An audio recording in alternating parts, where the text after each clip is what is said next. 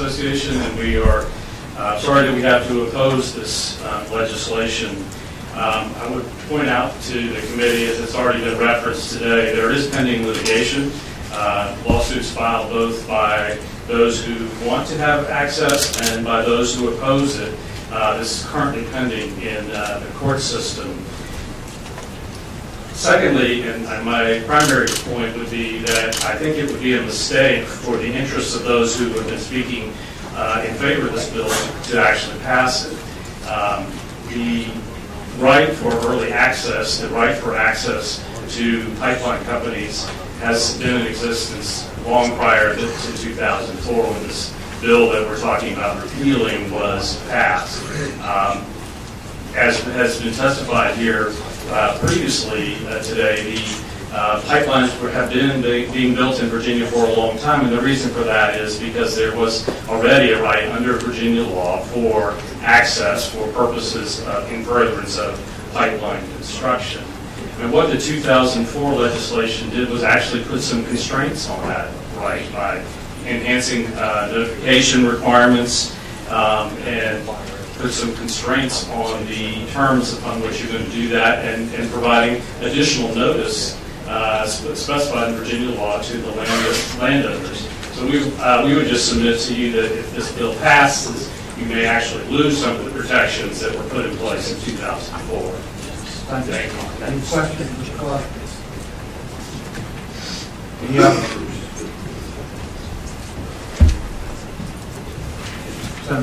Thank you, Mr. Chairman. If I could just summarize, and first just to address the point that was raised, and I think very clearly from those who know me that I support energy development. I support actually the fracking operations that are going on in the appropriate places. I will support a pipeline, but in this instance, we're talking not about energy development, we're talking about private property rights. First, I would just rebut the point that was just made about rights that existed before 2004.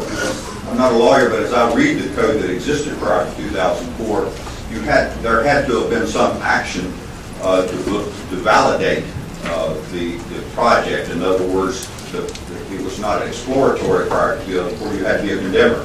You had to be in the property before you gained that right of entry. It's different now. You do not have, and I think we assume, because obviously we're all proud of the work that Dominion does here in Virginia. They're a very successful investor-owned utility. So I think there was an assumption made that they have the right to do this. The governor made pronouncements about what it would do. But let me just say make a couple points that I think are relevant. Economic development is been touted as an economic development project. Increasing tax revenue, clearly it's been touted for that. Increasing jobs, private enterprise, private benefit, private gain, all of those things are true and things to brag about. The problem with that is we've had conversations, Mr. Chairman, since 2004, which many of you all were involved in very heavily after the Kelo decision, talking about, hey, all of those things are good, but you can't do that. You cannot do that. You cannot have a project that is for economic development, increasing tax revenue, and increasing jobs, unless there has been an authorized provision of utility. And I will submit to you that this law that we passed in 2004 circumvents that. There has been no authorized provision of utility by anyone to suggest that there should be a right to enter property. Mr. Chairman, there are a lot of people out there that are not represented here. This is representative democracy, and I feel the obligation to make a stand for many people, particularly in Augusta County. We didn't run any of those folks to be here, which is heavily impacted through densely populated areas. Again, I'm not opposed to a pipeline, but I'm opposed to the process. I would suggest, since there doesn't seem to be an appetite for modifying the 2004 legislation, that I would like to request that that particular bill, which was 1169, be stricken from the docket, and I'd like to focus just on whether or not you all would agree to repeal the statute.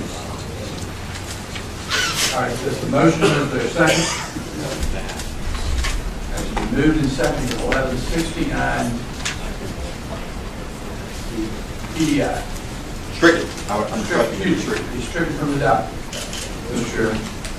He's stricken from the docket at the request of the patron. favor, please signify by saying aye. Opposed?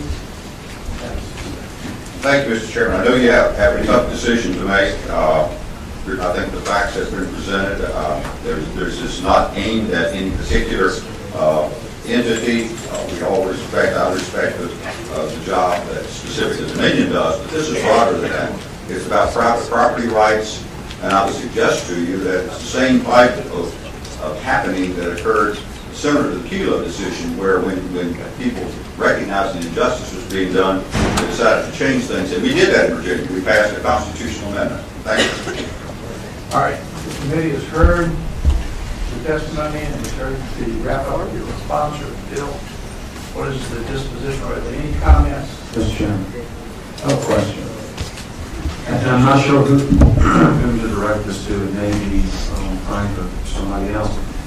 But if you were to repeal 56-49.1, where does that lead?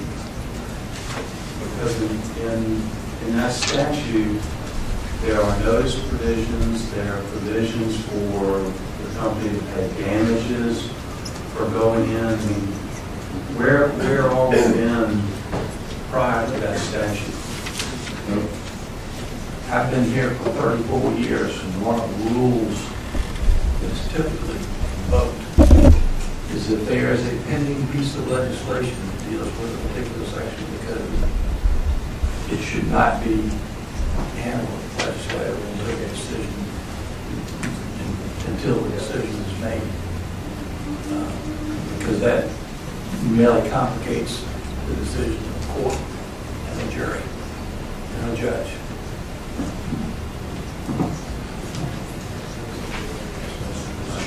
Other questions? Senator Roach. If I understand the question is setting aside the question of litigation, what rights would these gas companies have if this section were to be repealed? And I would just say that since that deals with matters of federal law, I'm not in a position to answer what rights those companies would have if this section were to be repealed. This would not affect the existing section 25.1203, which sets out similar rights of entry without the permission of the owner under Virginia's condemnation laws for people who exercise eminent domain proceedings under Title 25.1. Mr. Chairman, so they can still utilize that provision under eminent domain, just not this one if it was repealed. Mr. Chairman, I think the distinction is if the companies are authorized by Virginia law to exercise the power of eminent domain, then those provisions in Title 25.1 might apply. Here you're talking about natural gas companies that are not generally granted the power of eminent domain under Virginia's law either. I mean, there are various governmental entities and utilities, public service corporations, that have the power of eminent domain under various provisions of the code. But as a general rule, these entities that operate as a natural gas company, subject to the FERC jurisdiction, do not have the same rights provided elsewhere in the code. Thank you. Mr. Chairman. Other questions? And Senator Hanger, found it interesting you want to strike your bill 1169. But look, not speaking around the law, rules, etc.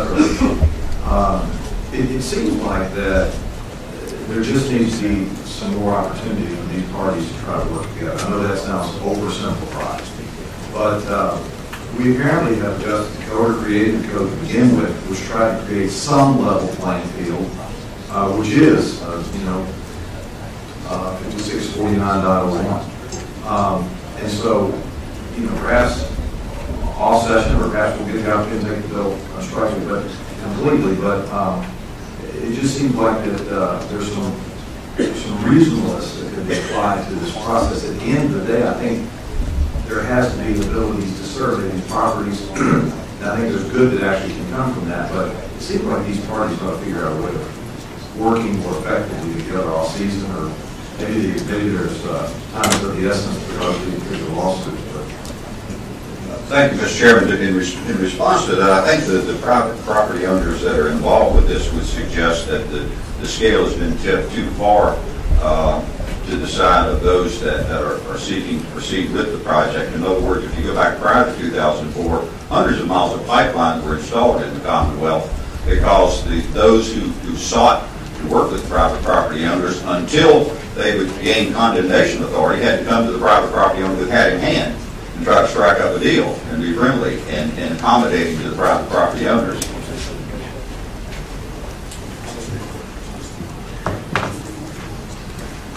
Mr. Chairman, you know, Senator Hanger, nobody's fought harder for property rights for the past 10 years, I think, than I have. And I will tell you that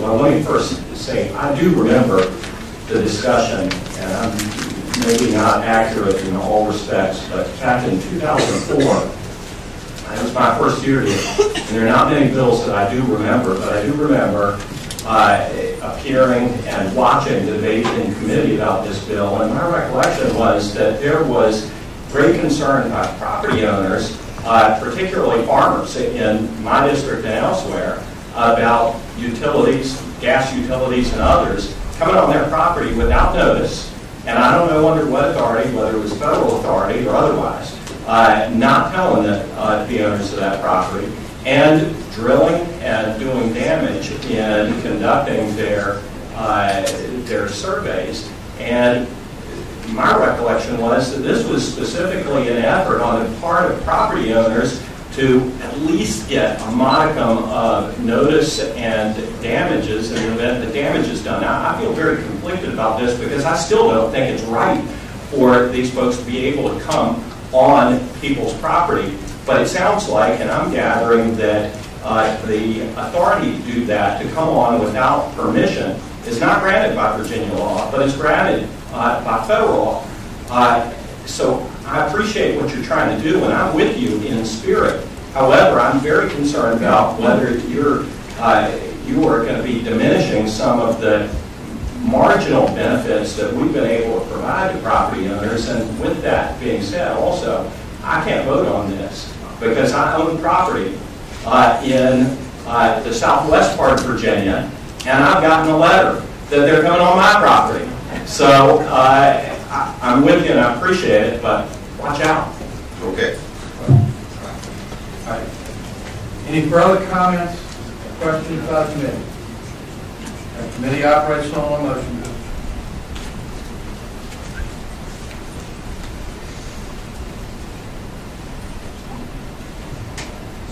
There's no motion. Okay. Thank you, Mr. Chairman. I'm sure the conversation will continue in different forms. It should be for the benefit of the audience. This is the last committee meeting that we will hold before crossover with you tomorrow. So if there's no action, the bill dies. Thank you, Mr. Chairman. I do have another bill. Yes.